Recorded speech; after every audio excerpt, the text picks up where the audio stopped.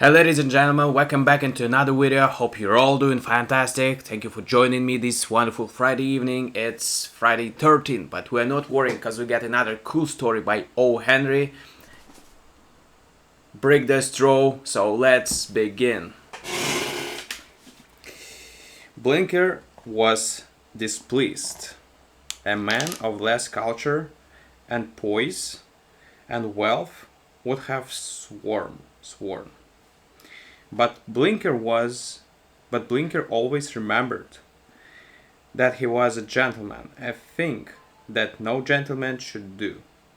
So he merely looked bored and sardonic while he rode in a hansom to the center of disturbance, which was the Broadway office of lawyer or Oldport, who was agent for the Blinker estate. "I don't see," said Blinker, "why I should be always signing confounded papers. I'm packed and was to have left for the North Woods this morning. Now I must wait until tomorrow morning. I hate night trains. My best razors are, of course, at the bottom of some unidentifiable trunk. It's a plot to drive me to Bayram, and the monologuing thumb-handed barber. Give me a pen that doesn't scratch. I hate pens that scratch." "Sit down," said double-chinned, grey lawyer Oldport. "The worst has not been told you. Oh, the hardships of the rich, the hardships. The papers are not yet ready to sign. They will be laid before you tomorrow at 11.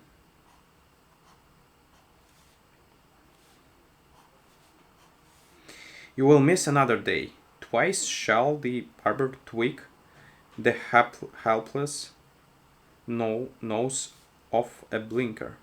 Be thankful that your sorrows do not embrace a haircut. If," said Blinker, rising, "the act did not involve more signing of papers, I would take my business out of your hands at once. Give me a cigar, please." "If," said lawyer Oldport, "I had cared to see an old friend's sons gulp down at one mouthful by sharks, I would have ordered you to take it way away long ago. Now that's quite fooling, Alexander. Besides the grinding task of signing your name some 30 times tomorrow, I must impose upon you to the consideration of a matter of business, and I may say humanity or right. I spoke to you about this 5 years ago, but you would not listen. You were in a hurry for a coaching trip, I think. The subject has come up again. The property." "Oh, property," interrupted Blinker. "Dear Mr. Oldport, I think you mentioned tomorrow. Let's have it all at one dose tomorrow. Signatures and property and snappy rubber bands. And that smelly sealing wax and all. Have luncheon with me? Well, I will try to remember to drop in at 11 tomorrow morning. The Blinker wealth was in lands,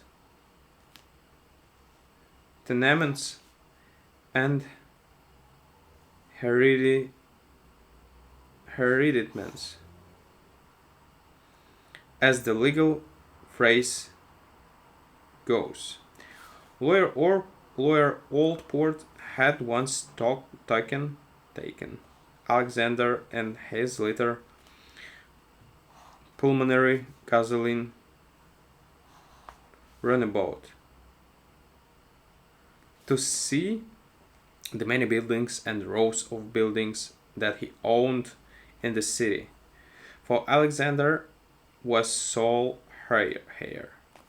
They had amused Blinker very much.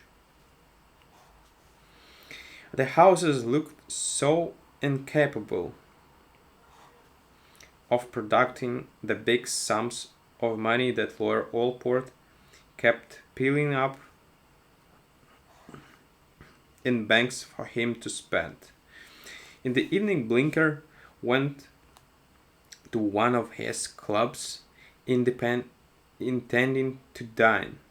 Nobody was there except some old fogies, plain whist, who spoke to him with grave politeness and glared at him with savage contempt.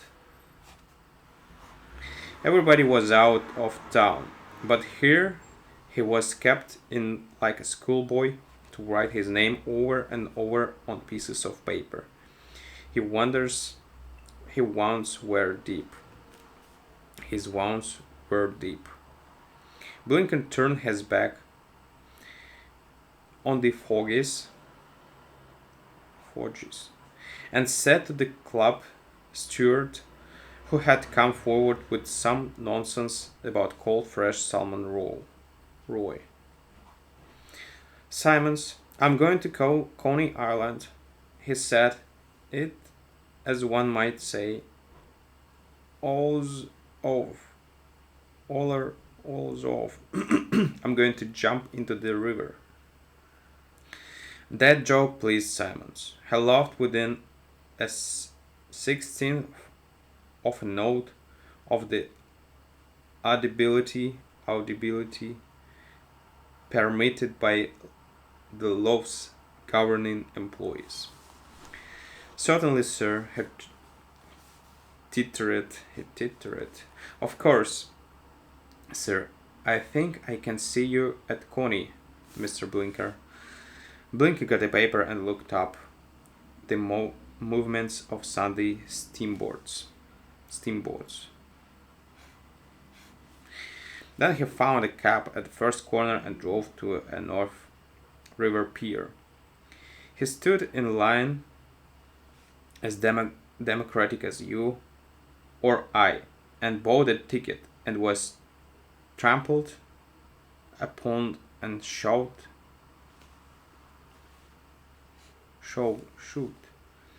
forward until at last he found himself on the upper deck of the boat, staring brazenly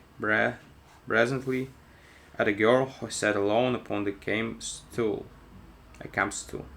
But Blinker did not intend to be brazen. The girl was so wonderfully good looking that he forgot for 1 minute that he was the Prince Incock, and behaved just as he did in society. She was looking at him too, and not severely. A puff of wind threatened Blinker's straw hat. He caught it warily, and settled it again. The movement gave the effect of a bow. The girl nodded and smiled, and in another instant he was seated at her side. She was dressed all in white. She was paler than Blinker imagined. Milkmaids and girls of humble stations to be, but she was as steady as a cherry blossom, and her steady, supremely frank grey eyes looked out from the in, intrepid depths of unshadowed and untroubled soul. "How dare you raise your head on me?" she asked, with smile redeemed severity. "I didn't." "I didn't," Blinker said, but he quickly covered the mistake by extending it to, "I didn't know how to keep from it after I saw you. I do not allow gentlemen to sit by me to whom I have not been introduced," she said, with a sudden haughtiness. "I do not allow gentlemen to sit by me to whom I have not been introduced, she said with a sudden haughtiness that deceived him.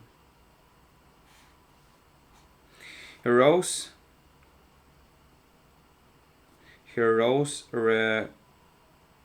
recurrently, but her clear, testing laugh both brought him down to his chair again. "I guess you weren't going far," she declared, with beauty's magnificent self-confidence. "Are you going to Coney Island?" asked Blinker. "Me?" She turned upon him wide open eyes full of bantering surprise. "Why, what a question! Can't you see that I'm reading A Bicycle in the Park?" Her drollery took the form of impertinence. "I'm laying brick on the tall factory chimney."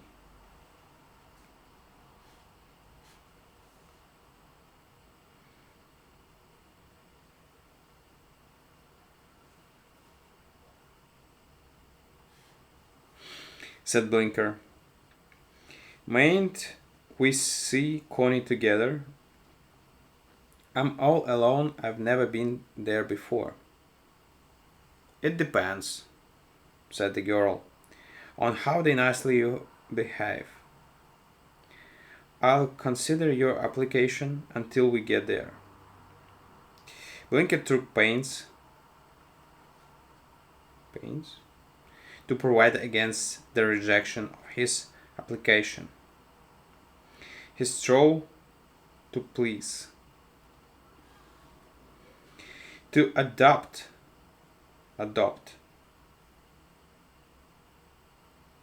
the metaphor of his nonsensical phrase.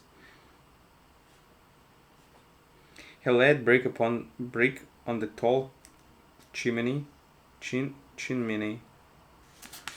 of his divorce, until at length the structure was stable and complete.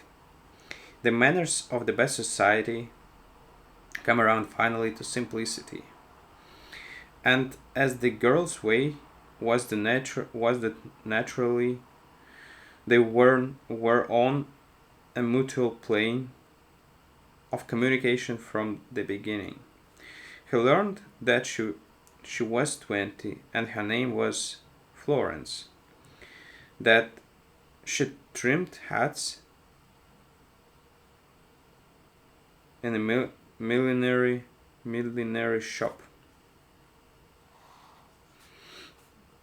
that she lived in a furnished room with her best chum, Ella, who was cashier in a shoe store, and that a glass of milk from the bottle on the windowsill and the windowsill, and an egg that boils itself while you twist up your hair makes a breakfast good enough for anyone. Florence laughed when she heard Blinker. Well, she said, it certainly showed have that you have imagination. It gives the Smiths a chance for a little rest anyhow. They landed at Coney and were dashed on the crest of the great human wave of mad pleasure seekers into the walks and avenues of fairyland gone into vaudeville. With a curious eye and a critical mind and fairly withheld judgment, Blinken considered the temples, pagodas, and kiosks of popularized delights. Hoi polloi trampled, tam, trampled, hustled, and crowded him.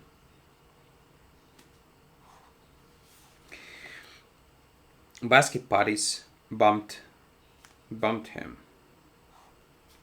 Sticky children trembled, howling,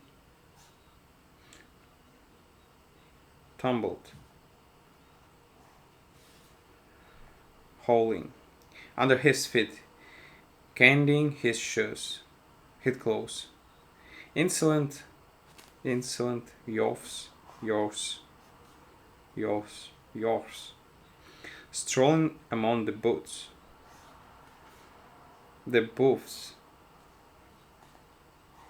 with hard-won canes under one arm and easily won girls on the other, blew diffused smoke from cheap cigars into his face.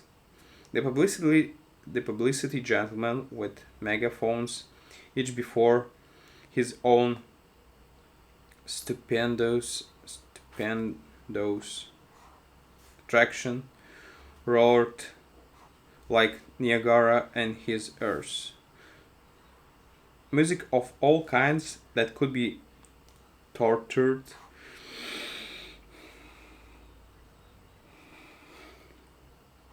from brass, reed, hydro-string, fought in the air to gain space for its vibrations against the competitors. But what held Blinker awful fascination was the mob, the multitude, the pro, the proletariat, shrieking, struggling, hurrying, panting,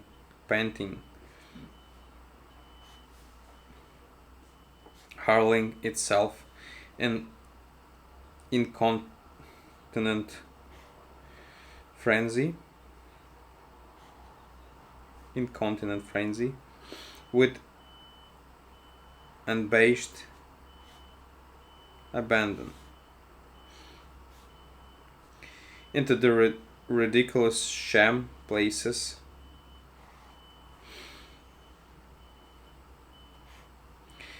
of trumpery and tinsel pleasures.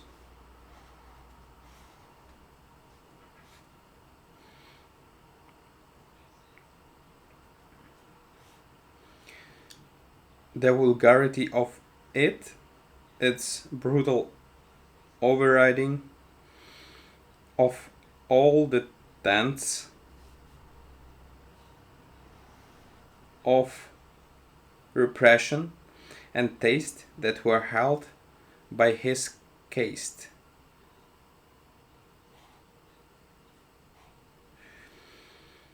Repelled him strongly. Repelled. In the midst of his disgust, he turned and looked down at Florence by his side. She was ready with her quick smile and upturned, happy eyes as bright and clear as the water in trout pools. The ice was saying that they had the right to be shining and happy, for was their owner not with her for the present. Man, her gentleman friend and holder of the keys to enhanced city of fun. Blinker did not read her look accurately, but by some miracle he suddenly saw Connie all right. Okay, guys, thank you for listening to me today, and let's continue tomorrow with the second part of the story. Thank you. Bye.